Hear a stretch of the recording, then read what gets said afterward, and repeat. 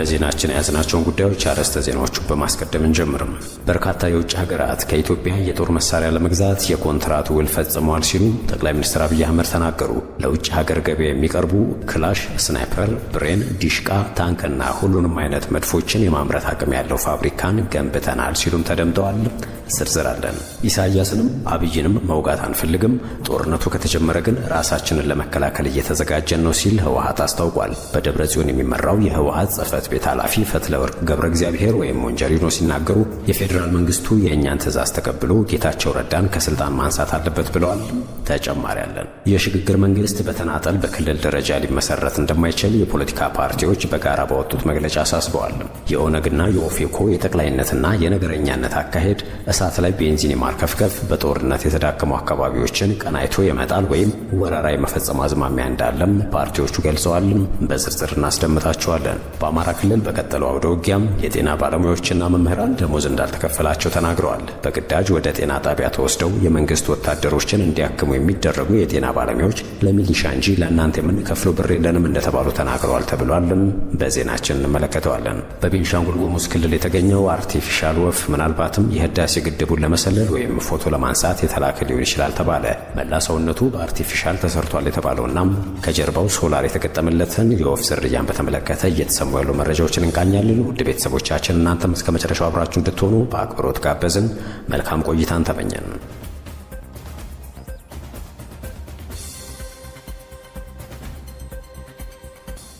የሽግግር መንግስት በተናጠል በክልል ደረጃ ሊመሰረት አይችልም ሲሉም ፓርቲዎች በጥምረት በሰጡት ጋዜጣዊ መግለጫ ላይ ያሳሰቡ። በወቅታዊ ጉዳይ ላይ የመላው ኢትዮጵያ አንድነት ድርጅት መኢአድ፣ የኢትዮጵያ ሕዝቦች አብዮታዊ ፓርቲ ኢህአፓ፣ አማራ ጊዮናዊ ንቅናቄና እናት ፓርቲ በሰጡት መግለጫ ነው የሽግግር መንግስት በተናጠል በክልል ደረጃ ሊመሰረት አይችልም ያሉት። ሀገራችን ከገባችበት ፖለቲካዊና ኢኮኖሚያዊ መስቀልቅል ወደ ሀገራዊ ቀውስ እያደገ ባለበትና ከዚህም ለመውጣት አገር አድን ርብርብ በሚያስፈልግበት በአሁኑ ወቅት ከሰሞኑ የኦሮሞ ፌዴራሊስት ኮንግረስና የኦሮሞ ነጻነት ግንባር የደረሱበት ስምምነት በአመዛኙ እሳት ላይ ቤንዚን እንደማርከፍከፍ የሚቆጠር ቀናይቶ የመጣል አዝማሚያ ያለው ሆኖ አግኝተነዋል ብለዋል ፓርቲዎቹ በመግለጫቸው። ስምምነት ተደርሶባቸዋል ተብለው ከተነሱትና በአቋም መግለጫ መልክ ከወጡት ጉዳዮች ዋና ዋናዎቹ በኦሮሚያ ክልል የሽግግር መንግስትን ማቋቋም፣ አዲስ አበባን ወደ ኦሮሚያ ማጠቃለል፣ መተከል፣ ወሎ፣ ድሬዳዋ፣ ሞያሌና ሐረርን የኦሮሚያ ክልል አዋሳኝ ከሆኑ ክልሎች ወደ ኦሮሚያ ማካተት፣ በክልል ውስጥ የሚደረጉ እንቅስቃሴዎች በገዳ ስርዓት እንደሚተከበሩ፣ የኦሮሞ ነጻነት ሰራዊት የሽግግር መንግስቱ ሰራዊት ማድረግና የኦሮሚያን ዳር ድንበር እንዲያስከብርና በክልል ውስጥ ሰላም እንዲሰፍን ማስቻል የሚሉት ዋነኞቹ መሆናቸውን ፓርቲዎቹ በመግለጫቸው ላይ አስታውሰዋል። እነዚህ የትብብር ፓርቲዎች በኦሮሚያ ክልል ብቻ ሳይሆን በመላ ኢትዮጵያም ሰላም እንዲሰፍን፣ ለዚህም ግንባር ቀደም ሚና እንዲጫወት መንግስትን ያለመታከት ሲወተውቱ እንደቆዩ አስታውሰዋል። አሁንም ሰላም በሀገራችን እንዲሰፍን ሁላችንም በጋራ መታገል ያለብን ወቅት ነው ብለዋል። ላለፉት 6 ዓመታት የመከራ ህይወት እየገፋ ለሚገኘው የኢትዮጵያ ህዝብ የሚቻለውን ሁሉ በማድረግ በጋራ ታግለን የሚናፍቀውን ሰላም እውን ማድረግ ይጠበቅብናል እንጂ በተናጠል ያውም በክልል ደረጃ ወርደን የሚመጣ ሰላም አይኖርም ያሉት ፓርቲዎቹም የሀገራችንን አንድነትም ማስጠበቅን አይቻልም፣ በአንድ ክልል ሊቋቋም የታሰበው የሽግግር መንግስትም ሀገራችን አሁን ከምትገኝበት ሁኔታ የበለጠ ያመሰቃቅላታል፣ ችግሮችንም ያባብሳል እንጂ መፍትሄ ሊሆን እንደማይችል መገንዘብ ያስፈልጋል ሲሉ አሳስበዋል። በሁሉም አካባቢ ሰላም ካልሰፈነ ማንም ወገን ብቻውን ነፃ አይወጣም። የትኛውም ክልል ውስጥ በተናጠል ሰላም አይሰፍንም።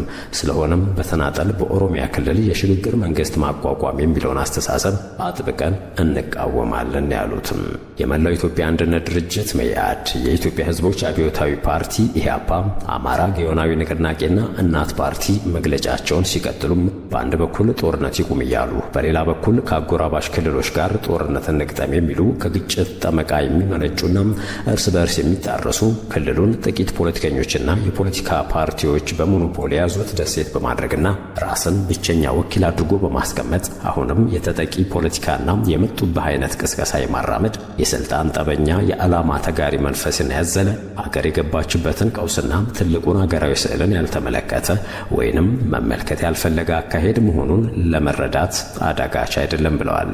ይህ አካሄድ በሀገር ፍርስራሽ ላይ የራስን ጎጆ ለመቀለስ ያለመን ቅርብ አዳሪ፣ ፍትህ አልባ፣ የህገ መንግስታዊና ኢሞራላዊ ሆኖ አግኝተነዋል በማለትም ጭምረ በታሪክም በህገ መንግስቱም አዲስ አበባ የሁሉም ኢትዮጵያዊ ከተማ፣ የፌዴራሉ መንግስት መቀመጫና ራሷን የቻለች የከተማ አስተዳደር የተዋቀረላት እንዲያውም በሽግግሩ ቻርተር ክልል የነበረችን ከዚያም አልፎ የአፍሪካ ህብረት መቀመጫ የሆነችን ከተማ የአንድ አጎራባች ክልል አካል አድርጎ ማሰብና መጠየቅም ከቀን ቅዠትና ከጸብ የለሽ በዳቦ ተለይቶ የሚታይ አይደለም ብለዋል ፓርቲዎቹ።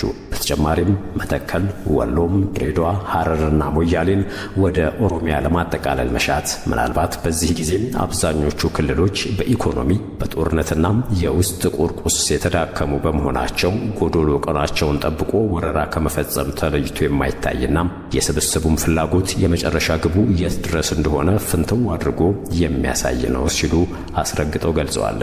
እርግጥ ይላሉ ፓርቲዎቹም፣ እርግጥ ሀገራችን ውስጥም ጠያቂና ተጠያቂነት ስለጠፋም ዛሬ እንዳሻው መሆን መቻሉ ጠቅሞ ይሆናል በማለትም ጭምርም ምናልባት በኮሪደር ልማት ስም በከተማው ተፈናቃይና እረፍት አልባ የሆነውን የአዲስ አበባ ሕዝብን ለጠቅላላው እያዘጋጁት ይሆኖይ እንድንልም አስገድዶናል ሲሉም ስጋት አዘል ጥያቄያቸውንም አጭረዋል። በአጠቃላይ በቅርቡ ኦነግና ኦፌኮ የደረሱት ስምምነት ሀገራችንን በበርካታ 10 ዓመታት ወደ ኋላ የሚመልሳት ስለሆነም በዚህ ጊዜ ቀልብ ገዝቶ ሀገር አድን ርብርብ ማድረግ እንጂ ባልበላውም ጭሬ ላፈሰው መንፈስና በኢትዮጵያ ፍርስራሽ ላይ ጥቃቅን ጎጆዎችን ለማቆም ከመሯሯጥ በአንድነት ተጋግዘን በሀገራችን ውስጥ ሰላምን አስፍነን የዜጎች መብቶች ሳይሸራረፉ የሚከበሩባት ኢትዮጵያን እውን ለማድረግ በጋራ ጠንክረን እንድንታገል ሲሉም ፓርቲዎቹ በጋራ መግለጫቸው ጥሪ አቅርበዋል።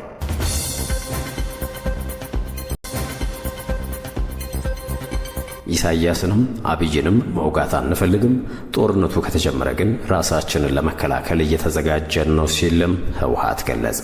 የህወሓት ከፍተኛ አመራር ወይም የፓርቲ ጽህፈት ቤት ኃላፊ የሆኑት ወይዘሮ ፈትለወርቅ ገብረ እግዚአብሔር ሞንጆሪኖ ድርጅታቸው ከኤርትራ መንግስት ጋር ተገናኝቷል ወይ ለሚለውም ጥያቄ ቀርቦላቸው ምላሽ ሰጥተዋል። ከሆራይዘን ፍሪ ሚዲያ ጋር ባደረጉት ቃለ ምልልስ ሞንጆሪኖም እኛ ከጎረቤቶቻችን ጋር ሁሉ ሰላም እንፈልጋለን፣ ከኤርትራም ከሱዳንም ከአማራም ከአፋርም ጋር ሰላም ነው የምንፈልገው፣ ለአካባቢያችን ሰላም መስራት ኃጢአት የለውም በሚል ጀምረዋል። ጠቅላይ ሚኒስትር አብይ አህመድ ራሳቸው ለህወሓት አመራሮች ከኤርትራ ጋር ሰላም ፍጠሩ ሲሉ ነበር በማለት ያስረዱት ወይዘሮ ፈትለወርቅ ገብረ እግዚአብሔር የህወሓት ሰዎች ከኤርትራ አመራሮች ጋር ተገናኝተዋል ለሚለው ደግሞ በፍጹም ውሸት ነው የሚል ምላሽ ነው የሰጡትም።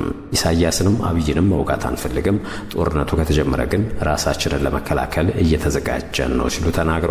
ጌታቸው ረዳ የኛ ፕሬዝዳንት አይደለም ያሉ ሲሆን በእኛ በኩል ጌታቸው ረዳን ከፕሬዝዳንትነት አውርደናል አውጀናልም ሲሉ ገልጸዋል። የእኛን ትዕዛዝ ተቀብሎ ፕሬዝዳንቱን ማንሳት ግን የፌዴራል መንግስቱ ነው በማለትም ጭምርም ጊዜያዊ አስተዳደሩን ግን የማፍረስ እቅድ የለንም ያሉት ሞንጆሪኖ አሁን ላይ ያሉት የጊዜያዊ አስተዳደር አመራሮች ግን በእኛ በሚመራው ህወሓት መቀየር አለባቸው ሲሉ ነው የተናገሩት። እኔ ወታደር ነኝ። በውትድርና አካባቢ የሚጎድሉ ነገሮች በኦፕሬሽን ጊዜ እንዴት አስቸጋሪ እንደሆኑ እረዳለሁኝ። አሁን ኢትዮጵያ ስጋት የለባትም። ከግብዓት አንጻር የነበረባትን ውስንነት ከሞላ ጎደል ፈታለች። ይህንን ያሉት ጠቅላይ ሚኒስትር አብይ አህመድ ናቸው። የኢፌዴሪ ጠቅላይ ሚኒስትር አብይ አህመድ ረቡዕ የካቲት 26 ቀን 2017 ዓ.ም የሃሚቾ ጥይት ፋብሪካን በጎበኙበት ወቅት ይህንን ንግግር አድርገዋል። ኢትዮጵያ በሩብ ዓመት ውስጥ ብቻ ከጥይት ሽያጭ 30 ሚሊዮን ዶላር ገደማ አግኝታለችም ብለዋል ጠቅላይ ሚኒስትር አብይ አህመድ። ኢትዮጵያ ባለፉት 3 ወራት ብቻ ለውጭ ሀገራት ከሸጠቻቸው ጥይቶች ከ30 ሚሊዮን ዶላር ያላነሰ ገቢ አግኝታለች ሲሉ ነው ጠቅላይ ሚኒስትር አብይ አህመድ የተናገሩት። አገሪቱ ለውጭ ሀገር ገበያ የሚቀርቡ ክላሽ፣ ስናይፐር፣ ብሬን፣ ዲሽቃ፣ ታንክና ሁሉንም አይነት መድፎችን የማምረት አቅም ያለው ፋብሪካን ገንብተዋል ባይ ናቸው። ጠቅላይ ሚኒስትሩ ይህንን ያሉት በኦሮሚያ ክልል ምዕራብ ሸዋ ዞን በቶኬ ኩታዬ ወረዳ የሚገኘውን የሆሚቾ ጥይት ፋብሪካን ትላንት ረቡዕ የካቲት 26 ቀን 2017 ዓ.ም በጎበኙበት ወቅት ነው። አብይ በዚህ ወቅት በሰጡት ገለጻ ከዚህ ቀደም ኢትዮጵያ ውስጥ በተወሰነ ደረጃ ጥይትና መሳሪያ የማምረት ሙከራዎች ነበሩ ብለዋል።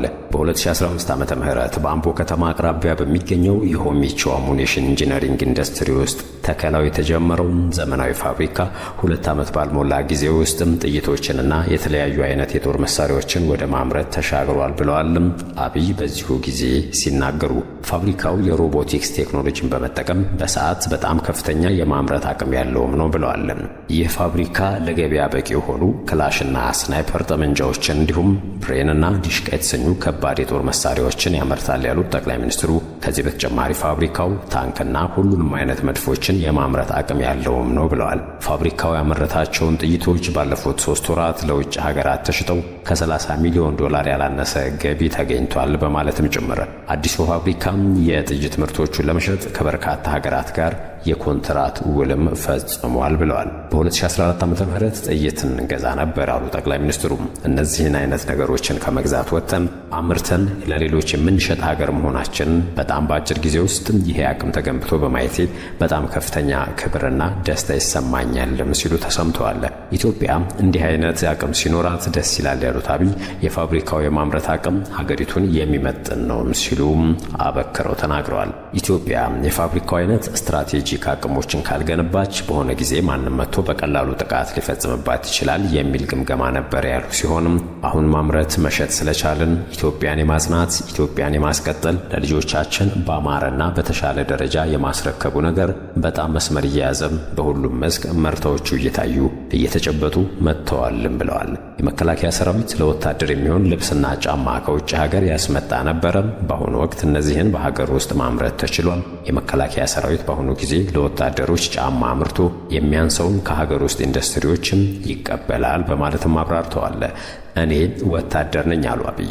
እኔ ወታደር ነኝ። በውትድርና አካባቢ የሚጎሉ ነገሮች በኦፕሬሽን ጊዜ እንዴት አስቸጋሪ እንደሆኑ እረዳለሁ፣ ይገባኛል። አሁን ኢትዮጵያ ስጋት የለባትም። ጭንቅላት ያላቸው ልጆች አሏት፣ ጀግና ወታደሮች አሏት። ከግብዓት አንጻር የነበረባት ውስንነት ከሞላ ጎደል ፈታለች ሲሉ ተናገሩ። የኢትዮጵያ መንግስት በዘንድሮ ዓመት ከፍተኛ ትኩረት ከሰጣቸው ሴክተሮች አንዱ ኢንዱስትሪው ነው የሚሉት አብይ ዘርፉም እስከ 12% እድገት እንደሚጠበቅበት አመልክተዋል። ከዚህ አኳያ በመከላከያ ኢንዱስትሪ ብቻ የመጣው እድገት በጣም ተስፋ ሰጪ ነው ሲሉ ነው በፈገግታ ታጅቦ የተናገሩት። ጠቅላይ ሚኒስትሩ በትላንትናው ዕለት የጎበኙት አዲሱ የጥይት ፋብሪካም በመከላከያ ኢንጂነሪንግ ኢንዱስትሪ ኮርፖሬሽን ስር የሚገኝ ነው። ፋብሪካው የሚገኝበት የሆሚቾ አሙኒሽን ኢንጂነሪንግ ኢንዱስትሪ በደርግ ዘመነ መንግስት የተገነባ ነው። በ1979 ዓ.ም የተመሰረተው የሆሚቾ አሙኒሽን ኢንጂነሪንግ ኢንዱስትሪ ፋብሪካዎች የተገነቡት በሶቪየት ህብረትና በሰሜን ኮሪያ እርዳታ እንደሆነ በጦር መሳሪያዎችና ወታደራዊ ቁሳቁሶች ላይ ጥናት ከሚያደርግና የማማከር አገልግሎት ከሚሰጥ የአውስትራሊያ ድርጅት የተገኘ መረጃ ያሳያል ተብሏል። ሆሚቾ ሲመሰረት የነበረው ስያሜ ፕሮጀክት 130 የተሰኘ እንደነበረ በዚሁ መረጃ ላይ ተጠቅሷል። የመከላከያ ሚኒስቴር ስር የነበረው ሆሚቾ ኢንዱስትሪ ከ2002 ዓ.ም ጀምሮ ለ9 ዓመታት በብረታ ብረትና ኢንጂነሪንግ ኮርፖሬሽን ወይም ሜቴክ ስር ሲተዳደር ቆይቷል። የጠቅላይ ሚኒስትር አብይ አህመድ አስተዳደር ወደ ስልጣን ከመጣ በኋላ በሜቴክ ላይ የወሰዳቸውን እርምጃዎች ተከትሎ ኮርፖሬሽኑም ሆሚቾና ሌሎች 3 ወታደራዊ ምርቶችን የሚያመርቱ ኢንዱስትሪዎችን ለመከላከያ ሚኒስቴር እንዲያስረክብ ተደርጓል። ዘገባው የኢትዮጵያ ኢንሳይደር ነው። በቤንሻንጉል ጉሙዝ ክልል የተገኘው አርቲፊሻል ወፍ ምናልባትም የህዳሴ ግድቡን ለመሰለል የተላከ ሊሆን ይችላል የሚል መረጃ ተሰምቷል። በቤንሻንጉል ጉሙዝ ክልል በማኦና ኮሞ ልዩ ወረዳ ከሰሞኑ የካቲት 23 ቀን 2017 ዓ.ም በጉሬ ቀበሌ መላ ሰውነቱ በአርቲፊሻል ተሰራ የተባለና በሁለት እግሩ ላይ ደግሞ ቀለበትና በስተጀርባው የሶላር ኢነርጂ የተገጠመለት ወፍ ተገኝቷል የተባለው። በወፉ ጀርባ ላይ ደግሞ ይህንን ወፍ ካገኛችሁት እባካችሁ አግኙ ወይም አናግሩ የሚል ጽሑፍም ተለጥፎበታል። በእርግጥ አንዳንዶች በወፎችና አዕዋፋት ዙሪያ የሚመራመሩ ተመራማሪዎች ብዙ ጊዜ በወፎች ጀርባ ላይ ሶላር በመግጠም ለረጅም ጊዜ እንዲበሩ ወይም ሊያወዳድሩ ይችላሉና ከዚያ ጋር የተገናኘ ሊሆን ይችላል እየተባለ ነው።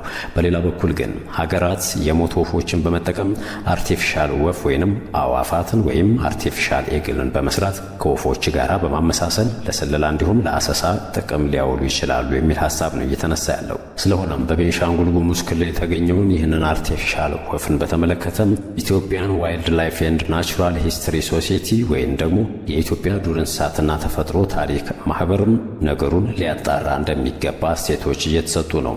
ይህ ተቋም ከበርድ ላይፍ ኢንተርናሽናል ጋር በጋራ ይሰራል የተባለ ሲሆን በተለይም መሰረቱን በእንግሊዝ ካደረገው ተቋም ጋር በሊበን ዞን አንድ ፕሮጀክት ነበራቸው የሚሉ መረጃዎች ወጥተዋል። ስለሆነም ጉዳዩን ማረጋገጥ የተሻለ ነው እየተባለ ይገኛል። ነገር ግን በቤንሻንጉል ጉሙዝ ክልል የህዳሴ ግድብ መገኛ እንደመሆኑ ለስለላና ፎቶ ለመውሰድ ምናልባት ሌሎች አካላት ተጠቅመውበት ሊሆን ይችላል የሚሉ ጥርጣሬ አዘል ሐሳቦችም ሲሰራጩ ተስተውሏል።